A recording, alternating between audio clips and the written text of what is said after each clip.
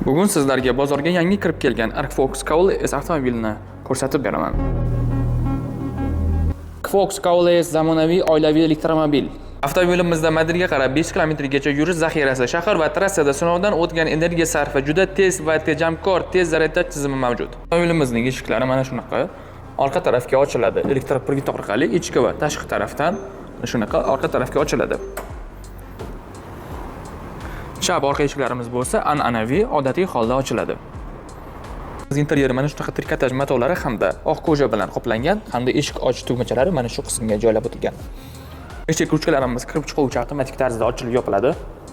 Avtomobilimizda kattakon panorama tom hamda vozdux hovodlari mana shunaqa yon tarafga chiqarib qo'yilgan.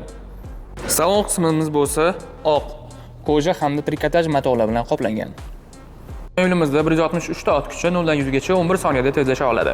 Yengil rul, manevr juda ham yaxshi, qulay boshqaruv. Haydovchi uchun boshqaruv paneli hamda 20 dyuymga ega asosiy monitor. Elektr qismimiz albatta rulni orqa qismiga joylab o'tilgan. Yo'limizning yana bitta fishka tomonlari, ya'ni mana shu oldi o'rindiqqa yotqizib qo'yib, uzoq masofalarga ham ketish imkoniyatiga ega bo'lasiz. Orqa qismida orqani ko'rish uchun kamera hamda parktroniklar mavjud.